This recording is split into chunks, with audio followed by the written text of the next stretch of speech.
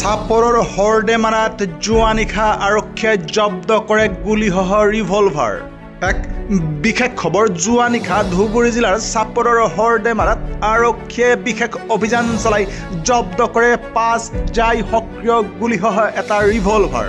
হৰডেমাৰাৰ আয়ুব আলীৰ ঘৰত বিশেষ সূত্ৰৰ পম খেদি আৰক্ষীয়ে চলাইছিলে বিশেষ অভিযান আৰু ঘৰৰ ভিতৰৰ মজিয়াত গাঁত খান্দি আৰক্ষীয়ে জব্দ কৰিবলৈ সক্ষম হৈছে 5 জাই সক্ৰিয় গুলীসহ এটি ৰিভলভাৰ। উল্লেখযোগ্য যে যোৱা নিশা অভিযান চলাবলৈ যোৱা আৰক্ষী দলৰ ওপৰত আয়ুব আলীৰ পৰিয়ালে উগ্ৰমূৰ্তি ধাৰণ কৰি এক হুলস্থুলীয়া পৰিৱেশ সৃষ্টি কৰাৰ লগতে আক্ৰমণ কৰিছিলে অভিযানকাৰী আৰক্ষীৰ দলক আৰু এই সমগ্ৰ হুলস্থুল তথা আক্ৰমণৰ দৃশ্য বন্দী হৈছিলে কেমেৰাত। কিন্তু আৰক্ষীয়ে বিশেষ অভিযান চলাই আয়ুব আলীৰ ঘৰৰ মজিয়াত গাঁত খান্দি জব্দ কৰিবলৈ সক্ষম হৈছে 5 জাই সক্ৰিয় গুলীসহ এটি ৰিভলভাৰ। আৰু এই অভিযানৰ নেতৃত্ব দিছিলে বিলাসীপাৰা মহকুমা আৰক্ষী বিষয়া, চাপৰ চক্ৰৰ আৰক্ষী বিষয়া, চাপৰ আৰক্ষী আৰু চালকোচা আৰক্ষীয়ে।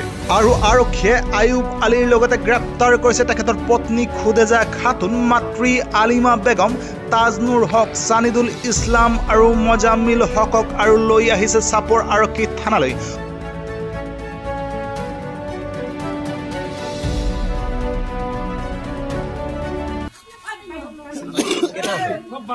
আৰু এটা থাকা লাগে, দুটা হ'ব লাগে। আৰু এটা আছে, দুটা আছে, কয়টা আছে এইটো ক'ব চোন, কয়টা আছে এইটো ক।